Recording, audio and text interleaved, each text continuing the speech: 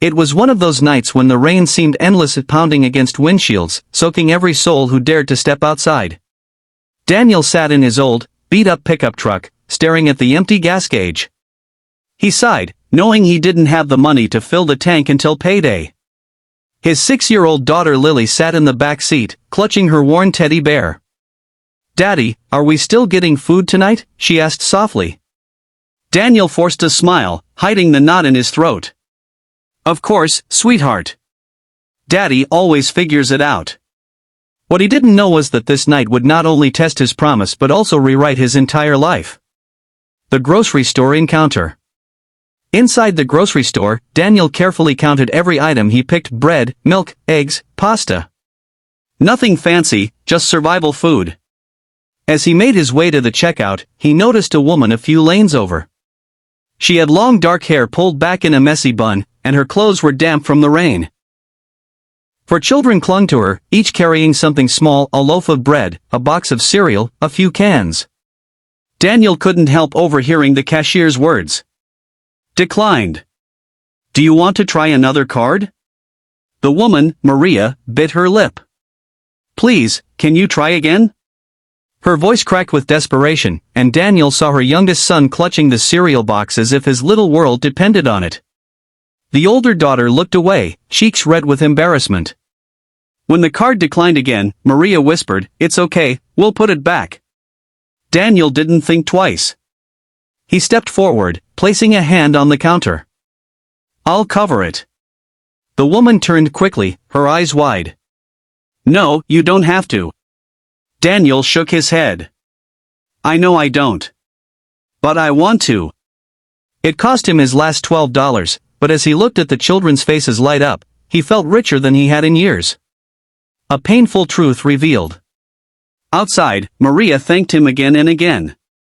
"You don't understand," she said softly. "We haven't eaten a proper meal in 2 days. My husband, he passed away 3 months ago. We lost everything after that." Daniel's heart sank. "I'm so sorry." She glanced away, ashamed. "We've been staying in the car. I'm trying to find work, but with the kids." Daniel looked at Lily, who was holding the hand of Maria's youngest, Noah, already chatting with him as if they were friends. Something stirred inside Daniel. He saw his daughter's joy, the innocence of the children, and the exhaustion in Maria's eyes. Before he could stop himself, he said, "You can stay with us. Just for tonight. At least you'll be warm." Maria froze. "We can't ask that of you. You have your own child. Your own struggles." Daniel smiled faintly. Sometimes the hardest battles are easier when you don't fight them alone. "Please. I insist." First night together. That night, his tiny 2-bedroom apartment overflowed with life. The kids spread out on the floor with blankets, giggling softly despite the strangeness of it all. Daniel watched quietly. It had been a long time since his apartment felt this alive. For years, it had been just him and Lily, silence filling the spaces his ex-wife had abandoned. Now, there was laughter. And strangely, it felt right. Weeks turned into a test of faith. One night turned into 3. 3 turned into a week. Before long, Maria and her children became part of the daily rhythm. But with it came heavy challenges. Daniel worked 12-hour shifts on construction sites, his hands blistered and body sore. Maria searched for jobs, but every "will call you back" chipped away at her hope. The children were hungry often, and stretching meals became an art of survival. There were tears, too. Maria's teenage daughter Emily sometimes snapped in anger, grieving her father. Jake, her son, got into trouble at school for fighting when kids mocked him for wearing the same clothes. Sarah cried herself to sleep missing the bedtime stories her dad used to tell. And Daniel. He carried the weight of it all on his shoulders, often wondering if he had made a mistake. Some nights, he broke down quietly after everyone was asleep, asking God why life had to be this hard. But every morning, he woke up, put on his boots, and kept going. The harsh judgment of others. Not everyone understood. A neighbor whispered, "Why is that single dad living with another woman and her kids? That doesn't look right." At church, an older woman pulled Maria aside. "Dear, you should be careful. People will talk. You don't want your children growing up with gossip around them." Maria's face burned with shame, but Daniel told her, "Let them talk. They don't live our life. They don't know our struggles. We know the truth, and that's enough." The breaking point. The hardest moment came one winter night when little Noah spiked a high fever. Maria panicked, sobbing as she held him. "We can't afford the hospital," she cried. Daniel grabbed his coat. "We're going anyway. He's more important than money." In the waiting room, Maria clung to Daniel's arm, trembling. "Why are you doing this? You barely know us." Daniel looked at her, tears stinging his eyes. "Because I know what it's like to feel alone. And I won't let you feel that way."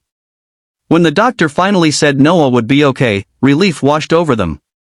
That night, Daniel realized something he hadn't dared admit: these kids weren't just guests in his home. They had become his children, too. Small miracles along the way. Life didn't magically become easy, but small miracles began to happen. Maria got a job at a bakery, bringing home day-old bread and pastries that felt like feasts. Daniel's boss noticed his hard work and offered him steadier hours. The children flourished slowly. Emily started journaling her feelings, finding peace in writing.